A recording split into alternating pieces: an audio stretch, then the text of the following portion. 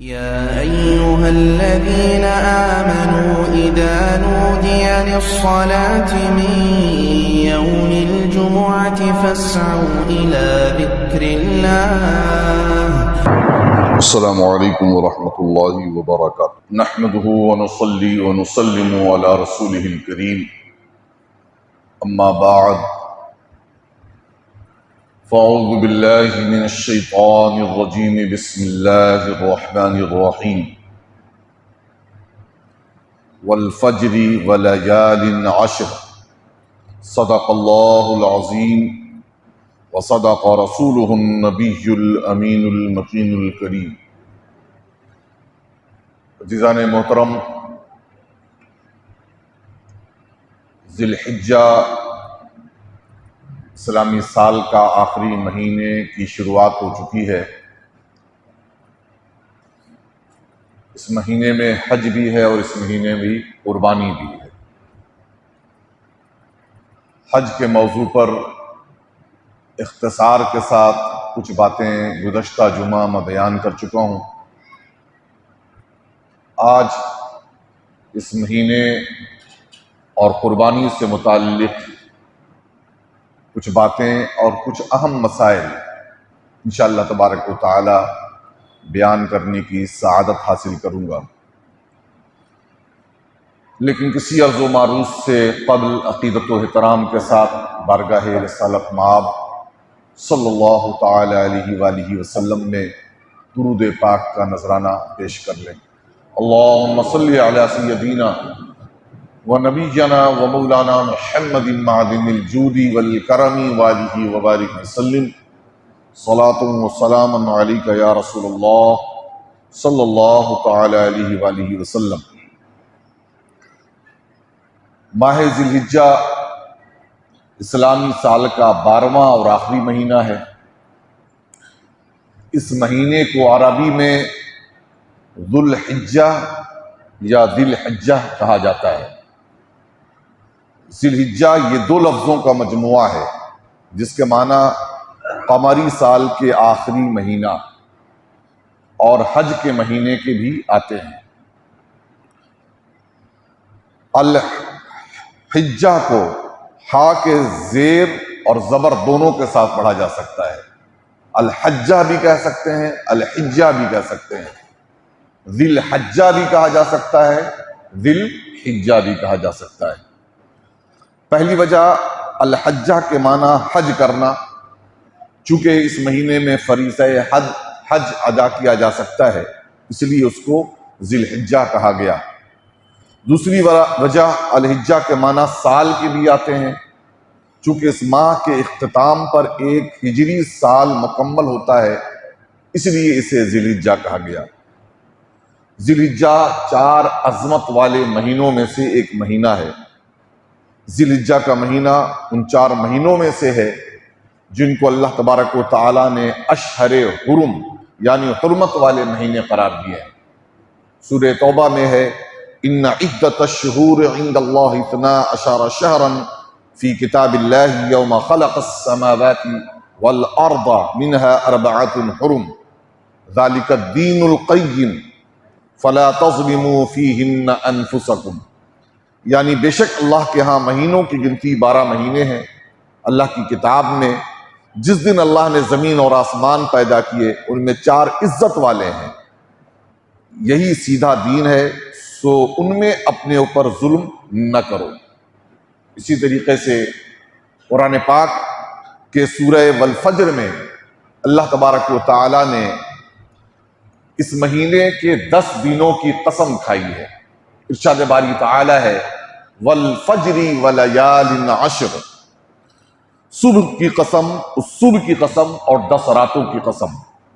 سب سے پہلے ہم جو ہے والفجر کی بات کرتے ہیں کہ صبح کی قسم وہ کون سی صبح ہے جس کی قسم اللہ تبارک و تعالی کھا رہا ہے۔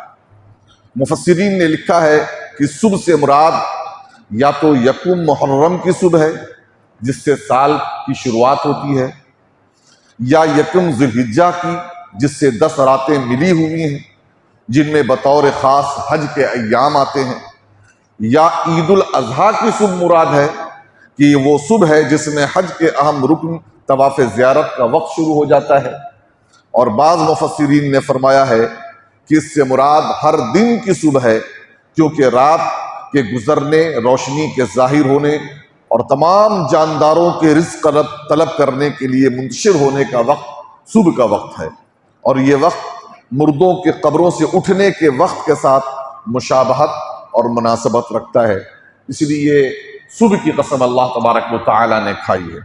بہرحال اور وہ 10 راتیں کون سی ہیں جس کی اللہ تبارک و تعالی نے قسم کھائی ہے، تو اس میں کوئی اختلاف نہیں ہے، جمہور کا اس بات پر اتفاق ہے کہ وہ 10 راتیں ذی الحجہ کی، وہ 10 دن جو ہے وہ ذی الحجہ کے 10 دن ہیں۔ حضور صلی اللہ تعالی علیہ وآلہ وسلم نے ارشاد فرمایا کہ اللہ تعالی کی عبادت کے لیے عشرہ ذی الحجہ سے بہتر کوئی زمانہ نہیں، ان میں ایک دن کا روزہ 1 سال کے روزوں کے برابر اور ایک رات کی عبادت شب قدر کی عبادت کے برابر ہے۔ سبحان اللہ۔ خصوصاً 9 ذی الحجہ جسے یوم عرفہ بھی کہتے ہیں، اس دن کا روزہ رکھنا 1 سال گزشتہ اور 1 سال آئندہ کے گناہوں کا کفارہ ہے۔ یہ 9 تاریخ جو آنے والی ہے، 1 سال آئندہ 1 سال گزشتہ گناہوں کا کفارہ ہے یوم عرفہ کا روزہ۔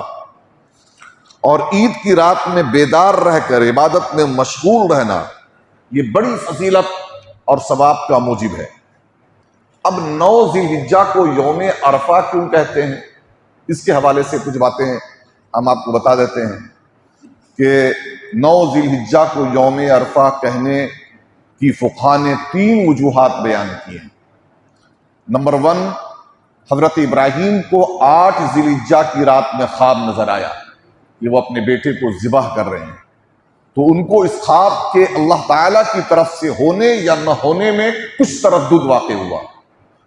پھر 9 ذی الحجہ کو دوبارہ یہی خواب نظر آیا تو ان کو یقین ہو گیا کہ یہ خواب اللہ تبارک و تعالیٰ کی طرف سے ہی ہے۔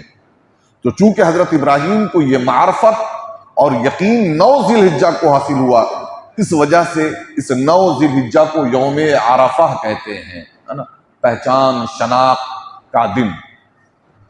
نمبر 2، 9 ذی الحجہ کو حضرت جبریل علیہ السلام نے حضرت ابراہیم علیہ السلام کو تمام مناسک حج سکھلائے تھے۔ مناسک حج کی معرفت کی مناسبت سے 9 ذی الحجہ کو یوم عرفہ کہا جاتا ہے۔ نمبر 3 یہ کہ 9 ذی الحجہ کو حج کرنے والے حضرات چونکہ میدان عرفات میں وقوف کے لیے جاتے ہیں تو اس مناسبت سے 9 ذی الحجہ کو یوم عرفہ بھی کہہ دیتے ہیں۔ مذکورہ اقوال سے معلوم ہوا کہ تسمیہ کے اعتبار سے یوم عرفہ کو صرف وقوف عرفہ کے ساتھ خاص کرنا درست نہیں ہے، بلکہ یہ مختلف وجوہات کی بنیاد پر 9 ذی الحجہ کو دوسرا نام ہے۔ لہٰذا یہ دن ہر ملک میں اپنے تاریخ کے اعتبار سے ہوگا۔ بہت سے لوگ اس کنفیوژن میں لگے ہوتے ہیں کہ بھئی 9 ذی الحجہ لوگ حج کرنے جا رہے ہیں تو عرفہ کا دن تو وہاں کل ہے، ہمارے لیے بھی کل ہونا چاہیے۔ آپ یاد رکھیں اللہ تبارک و تعالیٰ نے بھی ٹائم ٹیبل سسٹم جو اللہ نے بنایا ہے وہ ہر علاقے کا الگ الگ اعتبار سے بنایا ہے۔ اگر آپ عرفہ کا دن سعودی عرب کے اعتبار سے اور حاجیوں کے اعتبار سے اگر آپ لیں گے تو پھر آپ کو اپنے پورے کیلنڈر کو چینج کرنا پڑے گا، ہے نا، اپنی نماز کے اوقات کو بدلنا پڑے گا۔ یقیناً عرفہ کا دن جو عرب میں موجود ہیں، جو حج کر رہے ہیں، ان کے لیے کوئی اور دن ہے، لیکن آپ جس ملک میں ہیں، جس خطے میں ہیں، جس علاقے میں ہیں، تو سورج کے طلوع و غروب کے سسٹم کے مطابق وہ 9 ذی الحجہ جو کیلنڈر آپ کے لیے ہے اس کے مطابق آپ کے لیے وہی دن 9 ذی الحجہ ہے۔ بھلے اس دن دوسرے عرب میں 10 ذی الحجہ ہو، وہاں عید الاضحیٰ منائی جا رہی ہو، لیکن آپ کے لیے وہ 9 ذی الحجہ آپ کے کیلنڈر کے مطابق ہے، اور اللہ تبارک و تعالیٰ اسی اعتبار سے اجر عطا فرماتا ہے۔ عزیزان محترم، اسی طریقے سے قرآن شریف کی آیت کریمہ ہے وَيَذْكُرُ اسْمَ اللَّهِ فِي أَيَّامٍ مَعْلُومَاتٍ، میں ایام معلومات سے مراد ذی الحجہ کے ابتدائی 10 دن ہیں۔ ماہ ذی الحجہ کی اس سے بڑھ کر اور کیا فضیلت ہوگی کہ وہ عبادتیں جو سال بھر کے دوسرے دنوں میں انجام نہیں دی جا سکتی ان کی انجام دہی کے لیے اللہ تبارک و تعالیٰ نے کسی زمانے کو منتخب کیا ہے۔ مثلا حج ایک ایسی عبادت ہے جو ان ایام کے علاوہ دوسرے ایام میں انجام نہیں دیا جا سکتا۔ آپ دیکھیں کہ دوسری عبادتوں کا تو حال یہ ہے کہ انسان فرائض کے علاوہ جب چاہے نفلی عبادت کر لے۔ مثلا نماز 5 وقت کی فرض ہے، لیکن اس کے علاوہ جب چاہے نفلی نمازیں ادا کر سکتا ہے۔ رمضان کے روزے فرض ہیں، لیکن نفلی روزہ بندہ جب چاہے رکھ لے۔ اسی طریقے سے حج آپ دیکھیں کہ زکوٰۃ جو ہے وہ فرض ہے، لیکن صدقہ و خیرات بندہ جب چاہے ادا کر لے۔ تو لیکن ان میں حج ایک ایسی عبادت ہے کہ حج کے ارکان، مثلا عرفات میں جا کر ٹھہرنا، مزدلفہ میں رات گزارنا، جمرات کی رمی کرنا وغیرہ، یہ وہ اعمال ہیں کہ اگر ان ایام میں انجام دیے جائیں تو عبادت ہے۔ اور ان کے علاوہ دوسرے دنوں میں کوئی شخص عرفات میں 1 دن نہیں 10 دن جا کر ٹھہر جائے، مزدلفہ میں 1 رات نہیں 10 رات جا کر ٹھہر جائے، شیطان کو کنکریاں وہ مارتا ہی رہے، لیکن اس سے اس کا کوئی اجر نہیں ملنا ہے۔ نفلی نماز تو ہے، نفلی روزے تو ہیں، نفلی صدقہ و خیرات تو ہے، لیکن نفلی حج نہیں ہے۔ یاد رکھیں، عمرہ ضرور ہے، لیکن عمرہ اور حج میں زمین و آسمان کا فرق ہے۔ تو حج کی یہ خاص خصوصیت ہے کہ وہ مقررہ تاریخ کے علاوہ کسی تاریخ میں نفلی اعتبار سے بھی حج ادا نہیں کیا جا سکتا ہے۔ دوسری عبادت اس مہینے میں 10 قربانی ہے، اور قربانی کے لیے اللہ تعالیٰ نے ذی الحجہ کی 3 دن یعنی 10، 11 اور 12 مقرر فرما دیے ہیں۔ ان ایام کے علاوہ اگر کوئی شخص قربانی کی عبادت کرنا چاہے تو نہیں کر سکتا ہے، اور اگر کوئی شخص صدقہ کرنا چاہے تو بکرا ذبح کر کے اس کا گوشت صدقہ کر سکتا ہے۔ لیکن یہ قربانی کی عبادت ان 3 دنوں کے سوا اور کسی دن انجام نہیں پا سکتی، یہ بھی خصوصیت ہے نا۔ صدقہ تو آپ کر سکتے ہیں، لیکن قربانی کے لیے آپ کو اس ذی الحجہ کے 3 دن 10، 11، 12 کے اندر ہی کرنا ہے۔ وہ وقت مقررہ اگر نکل گیا تو آپ 1 بکرا نہیں 1000 بکرا قربان کرتے رہیں، وہ قربانی ہے ہی نہیں ہے۔ لہذا اللہ تبارک و تعالیٰ نے اس زمانے کو یہ امتیاز بخشا ہے۔ اسی وجہ سے علماء اکرام نے لکھا ہے کہ رمضان المبارک کے بعد سب سے زیادہ فضیلت والے جو دن ہیں وہی عشرہ ذی الحجہ ہے۔ یہی 10 دن جو ہیں ذی الحجہ کے، وہ سب سے زیادہ برکت والے ہیں اور عبادت اہمیت والے ہیں۔ ان میں عبادتوں کا ثواب بھی بڑھ جاتا ہے، اور اللہ تعالیٰ ان ایام میں اپنی خصوصی رحمتیں نازل فرماتا ہے۔ پھر اس کے بعد ان ایام میں تکبیر تشریق بھی ہے، اللہ اکبر اللہ اکبر لا الہ الا اللہ واللہ اکبر وللہ الحمد۔ 9ویں تاریخ کی صبح سے 13ویں تاریخ کی عصر تک ہر نماز کے بعد بآواز بلند 1 مرتبہ مذکورہ تکبیر کہنا واجب ہے۔ کل میں مطالعہ کر رہا تھا تو ایک رفاعی بزرگ کا بہترین قول گزرا کہ اس کی حکمت کیا ہے، لا الہ الا اللہ واللہ اکبر اللہ اکبر۔ تو یہ حکمت انہوں نے یہ بیان کی کہ حضرت اسماعیل علیہ السلام کی آنکھوں پہ پٹی باندھ دی گئی، اور حضرت ابراہیم علیہ السلام نے چھری لیا، اور اس کے بعد جو ہے ذبح کرنا کا ارادہ فرمایا، اور پھر اس کے بعد جو ہے اللہ نے جنتی دمبا حضرت جبریل علیہ السلام کے ذریعہ بھیجا۔ اب حضرت ابراہیم نے حضرت اسماعیل کی گردن پہ چھری چلائی، لیکن وہ چھری چلی ہے تو کس پر چھری چلی ہے؟ دمبے کے اوپر، لا الہ الا اللہ واللہ اکبر کہہ کر جو ہے وہ دمبے کے اس پر چھری چل گئی ہے۔ اور جب دمبے کی آواز نکلی ہے تو حضرت اسماعیل نے پٹی ہٹائی، دیکھا کہ دمبا قربان ہے، اور وہ چھری جو ہے حضرت ابراہیم باپ کی چھری دمبے کے اوپر چل رہی ہے۔ تو حضرت ابراہیم نے پڑھا تھا لا الہ الا اللہ واللہ اکبر، حضرت اسماعیل نے جو یہ منظر دیکھا تو کہا اللہ اکبر وللہ الحمد، اللہ اکبر وللہ الحمد۔ تو حضرت ابراہیم اور حضرت اسماعیل کے ان دونوں جملے کو، زمان اقدس سے نکلے ہوئے کو، اللہ تبارک و تعالیٰ نے اپنے بندوں پر لازم کر دیا ہے کہ یہ ان ایام میں تمام بندوں کو اس تکبیر تشریق کا کہنا واجب ہے، لازم ہے، ضروری ہے۔ چنانچہ فتویٰ اس پر ہے کہ باجماعت اور تنہا نماز پڑھنے والے اس میں برابر ہیں، انہیں بلند آواز سے تکبیر کہنا ہے، لیکن اور مرد و عورت دونوں پر واجب ہے، یہ گھر کی عورتوں تک بھی یہ پیغام پہنچائیں، عورتوں پر بھی یہ واجب ہے، لیکن فرق یہ ہے کہ مرد بلند آواز سے تکبیر کہے اور عورت جو ہے وہ آہستہ سے کے ساتھ یہ تکبیر تشریق پڑھے۔ عید الاضحیٰ کے دن مذکورہ ذیل کچھ امور مسنون جو ہیں، کچھ سنتیں ہیں، وہ میں آپ کو بتاتا ہوں۔ صبح سویرے اٹھنا، صبح سویرے اٹھنے کا مطلب یہ نہیں کہ 5 بجے اٹھنا جب سورج طلوع ہو جائے، اور اس کے بعد عیدگاہ آنے کے بعد پھر اس کے بعد قضا فجر پڑھنا۔ آنکھ لگ جانا کچھ اور ہے، لیکن نیت میں کھوٹ پیدا کرنا کچھ اور ہے۔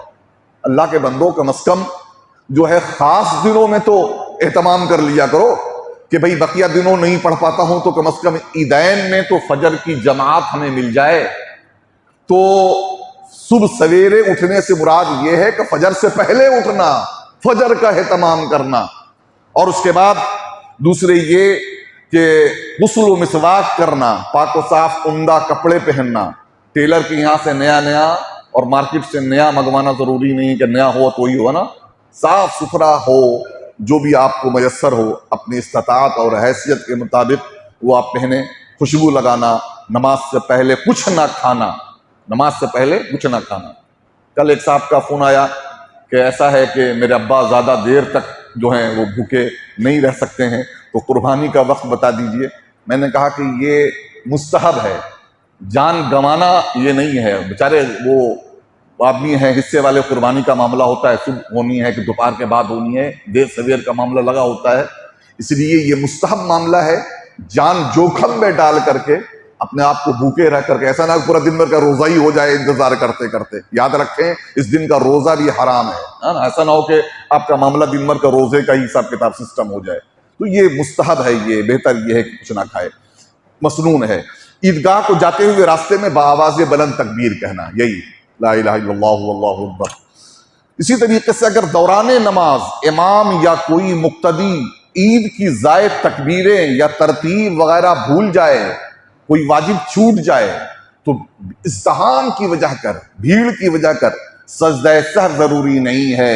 سن لیجئے، ہے نا، ایسا نہ ہو کہ جو ہے کبھی ایسی غلطی کوئی اگر ہو جائے تو پیچھے سے فتویٰ دینا شروع کر دیں، سجدہ سہو کیجئے، سجدہ سہو کیجئے۔ اس بڑے ازدحام میں، بڑے مجمع میں اس کی اجازت ہے کہ سجدہ سہو سے کیا ہوگا، افراتفری کا عالم ہو جائے گا، لوگوں کو بات سمجھ میں نہیں آئے گا، اس لیے اس میں خاص رعایت کی گئی ہے۔ اسی طریقے سے نماز عید کے بعد خطبہ سننا بھی مسنون ہے، خطبہ سننے کا اہتمام کرنا چاہیے، خطبے سے پہلا اٹھنا درست نہیں ہے۔ فضائل قربانی کرنا واجب ہے۔ رسول اللہ صلی اللہ تعالی علیہ وسلم نے ہجرت کے بعد ہر سال قربانی فرمائی، کسی سال قربانی حضور علیہ السلام نے ترک نہیں فرمائی۔ جس عمل کو حضور نے لگاتار کیا اور کسی سال بھی نہ چھوڑا تو یہ اس عمل کے واجب ہونے کی دلیل ہوتی ہے۔ علاوہ ازیں آپ صلی اللہ علیہ وسلم نے قربانی نہ کرنے والوں پر وعید ارشاد فرمائی ہے۔ آج بہت سے بقرات پیدا ہو گئے ہیں، ہے نا، کرے یہ جانور ذبح کرنے سے کیا ہوتا ہے؟ میں ان کافروں اور مشرکوں اور 360 کے آگے سر جھکانے والوں کی بات نہیں کر رہے ہیں۔ 360 کو پوچھتے ہیں اور ہمیں مسئلہ بتاتے ہیں کہ ایک محلہ ایک بکرا، یہ دینک جاگرن والا اخبار والا نے نکالے ہوا ہے، ایک بکرا ایک محلہ، یہ ہمیں گیان پر دینے والے ہیں۔ یہ ایک خدا کو ہم پرستش کرنے والے ہیں اور ایک خدا کی بندگی کرنے والوں کے سامنے تمام اصول، ضوابط اور حکمتیں موجود ہیں۔ تو یہ وہ ہیں جو کلمہ پڑھنے والے ہیں اور خود کو مسلمان کہنے والے ہیں کہ بھئی اس سے کیا ہوگا، اس سے بہتر ہے کہ صدقہ کر دے، یہ کر دے، وہ کر دے۔ یہ دین کی روح انہیں نہیں معلوم ہے، حقیقت دین کا انہیں علم نہیں ہے۔ اللہ تبارک و تعالیٰ ایسے لوگوں کو شعور عطا فرمائے۔ دین حضور علیہ الصلوۃ والتسلیم کے حکم اور حضور علیہ الصلوۃ والتسلیم کی نقل کا نام ہے۔ اس میں کوئی اپنی عقل کا استعمال نہیں کرنا، جو حضور نے فرما دیا ہے۔ اب حضور کے فرمان کے بعد، اللہ رسول کے فرمان کے بعد اپنی عقل کا کوئی بندہ اگر استعمال کرتا ہے تو ایسا بندہ زندیق ہے، مسلمان نہیں ہو سکتا ہے۔ تو اللہ ایسے لوگوں کو شعور اور سمجھ عطا فرمائے۔ تو اس دن اس کے علاوہ کوئی عبادت اس سے بڑھ کر نہیں ہے۔ جس عمل کو حضور نے حضور علیہ السلام ارشاد فرماتے ہیں کہ جو قربانی نہ کرے، اللہ اکبر فرماتے ہیں، وہ ہماری عیدگاہ نہ آئے، یعنی جو حیثیت رکھتا ہے باوجود صاحب حیثیت کے جو قربانی نہ کرے، اسے اس بات کی بھی ضرورت نہیں ہے کہ آ کے اٹھا بیٹھی کرے 2 رکعت، اس کی بھی ضرورت نہیں ہے۔ اگر حیثیت ہے، قربانی کرنا ہے تو عید کی نماز پڑھنا ہے، ورنہ قربانی نہیں تو تیری نماز کی بھی اللہ تبارک و تعالیٰ کو قطعی ضرورت نہیں ہے۔ یہ نبی کریم صلی اللہ تعالیٰ علیہ وسلم کا کھلا ہوا اعلان ہے۔ علاوہ ازیں خود قرآن میں بعض آیات سے بھی قربانی کا وجوب ثابت ہے۔ جو لوگ حدیث پاک کی مخالف ہیں اور ان کی حجت کو نہیں مانتے، وہ قربانی کا انکار کرتے ہیں۔ ان سے جو لوگ متاثر ہوتے ہیں وہ کہتے ہیں پیسے دے دیے جائیں، یتیم خانے میں رقم دے دی جائے۔ یہ بالکل غلط ہے، کیونکہ عمل ایک تو صورت ہوتی ہے، دوسری حقیقت۔ قربانی کی صورت یہی ضروری ہے کہ اس کی بڑی مصلحتیں ہیں، اس کی حقیقت اخلاص ہے۔ آیت قرآنی سے بھی اسی حقیقت کا پتہ چلتا ہے کہ اللہ تبارک و تعالیٰ تک تمہارا گوشت اور خون نہیں پہنچتا جانور کا، بلکہ اللہ تک تقویٰ پہنچتا ہے۔ اسی لیے قربانی اگر کی جائے تو گوشت کھانے کی نیت سے نہیں کی جائے، بلکہ فقہائے کرام نے فتویٰ دیا ہے کہ اگر اجتماعی قربانی ہو رہی ہے اور اس میں کوئی ایک بندہ بھی ایسا ہے کہ جس کی نیت صرف گوشت کھانے کی ہے، گوشت لینے کی ہے، تو اس کی منحوسیت کی بنیاد پر بقیہ 6 لوگوں کی قربانی بھی ضائع ہو جائے گی، ہے نا، بقیہ 6 لوگوں کی قربانی بھی ختم ہو جائے گی۔ تو اس بات کا خیال کرنا ہے کہ اللہ تبارک و تعالیٰ نے اگر ہمیں قربانی کی توفیق دے رہا ہے تو گوشت ہمارے دل و دماغ میں نہیں ہونا چاہیے، گوشت تو ملنا ہی ہے۔ اصلاً ہماری نیت یہ ہونی چاہیے کہ اللہ اور اس کے رسول کے حکم کے مطابق یہ عبادت ہم انجام دے رہے ہیں۔ عزیزان محترم، اسی طریقے سے حضرت ابن عباس فرماتے ہیں کہ قربانی سے زیادہ کوئی دوسرا عمل نہیں ہے الا یہ کہ رشتہ داری کا پاس کیا جائے۔ رسول اللہ صلی اللہ علیہ وسلم نے اپنے صاحبزادی حضرت فاطمہ رضی اللہ تعالی عنہا سے ارشاد فرمایا کہ تم اپنی قربانی ذبح ہوتے وقت موجود رہو، کیونکہ پہلا قطرہ خون گرنے سے پہلے انسان کی مغفرت ہو جاتی ہے۔ سبحان اللہ۔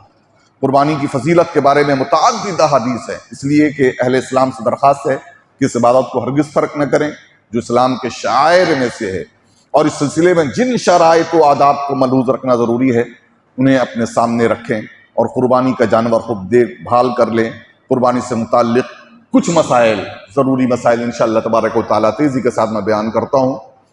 جس شخص پر صدقہ فطر واجب ہے اس پر قربانی بھی واجب ہے، یعنی قربانی کے 3 ایام 10، 11، 12 ذی الحجہ کے دوران اپنی ضرورت سے زائد اتنا مال یا اشیاء جمع ہو جائیں کہ جن کی مالیت 52.5 تولہ چاندی کے برابر ہوں تو اس پر قربانی لازم ہے۔ مثلا رہائشی مکان کے علاوہ کوئی مکان ہو، خواہ تجارت کے لیے ہو یا نہ ہو، اسی طرح ضروری سواری کے طور پر استعمال ہونے والی گاڑی کے علاوہ گاڑی ہو تو ایسے شخص پر بھی قربانی لازم ہے۔ مسافر پر قربانی واجب نہیں۔ قربانی کا وقت 10ویں تاریخ سے لے کر 12ویں تاریخ کی شام تک ہے۔ 12ویں تاریخ کا سورج غروب ہونے کے بعد درست نہیں ہے۔ قربانی کا جانور دن کو ذبح کرنا افضل ہے، گرچہ رات کو بھی قربانی ہو جائے گی لیکن مکروہ ہے، بہتر یہ ہے کہ دن کو قربانی کی جائے۔ شہر اور قصبوں میں رہنے والوں کے لیے عید الاضحیٰ کی نماز پڑھ لینے سے قبل جانور کا ذبح کر لینا یہ درست نہیں ہے۔ دیہات اور گاؤں والے صبح صادق کے بعد فجر کی نماز سے پہلے قربانی کا جانور ذبح کر سکتے ہیں، لیکن گاؤں میں بھی لوگ اس بات کا خیال کرتے ہیں کہ بہتر یہ ہے کہ نماز پڑھ لیں اس کے بعد یہ قربانی کریں گے، لیکن اگر وہ کر لیں تو قربانی ہو جائے گی۔ اسی طریقے سے قربانی کا جانور اپنے ہاتھ سے ذبح کرنا اچھا ہے۔ مؤذن صاحب کو مت کھوجتے چلیے، مؤذن صاحب کہاں ہیں، امام صاحب کہاں ہیں، ارے یار کون بڑی چیز ہے، سیکھ لو نا، ابھی بہت دن پڑے ہوئے ہیں۔ دعا یاد کر لیں، بلکہ دعا ضروری نہیں کہ زبان سے پڑھنا، دعا بھی ضروری نہیں ہے، آپ کی نیت کافی ہے، لا الہ الا اللہ اللہ اکبر کہہ لینا کافی ہے نا۔ تو پھر بھی آپ دعا پڑھ لیں 2 بار 4 بار 5 بار، ایک دن میں کئی بار اگر آپ پڑھ لیں گے تو دعا آپ کو یاد ہو جائے گی، ہے نا۔ یاد نہیں کر لو، دیکھ کے پڑھ لو بھائی، ہے نا، دیکھ کے پڑھ لو تو ایک مسئلہ سیکھ لیں۔ تو کم از کم اپنے ہاتھ سے قربانی کرنا یہ بہتر ہے اور اس کا خیال کرنا۔ تو نیت کا پڑھنا بھی ضروری ہے، دل میں پڑھ سکتا ہے۔ اچھا، قربانی کا جانور ذبح کرتے وقت قربانی کا طریقہ بھی بتا دیتے ہیں آپ لوگوں کو، ہے نا، قربانی کا طریقہ بھی بتا دیتے ہیں۔ قربانی کا جانور ذبح کرتے وقت اس کو قبلہ رخ لٹایا جائے اور اس کے بعد یہ دعا پڑھی جائے، انی وجہت وجہی للذی فطر السماوات والارض حنیفا وما انا من المشرکین ان صلاتی ونسکی ومحیای ومماتی للہ رب العالمین لا شریک لہ وبذلک امرت وانا اول المسلمین اللہم منک لک. اس کے بعد بسم اللہ اللہ اکبر کہہ کر ذبح کرے. ذبح کے بعد یہ دعا پڑھیں گے اللہم تقبل اپنی طرف سے تو اللہم تقبل منی کما تقبلت من حبیبک ابراہیم خلیلک محمد صلی اللہ تعالی علیہ وسلم.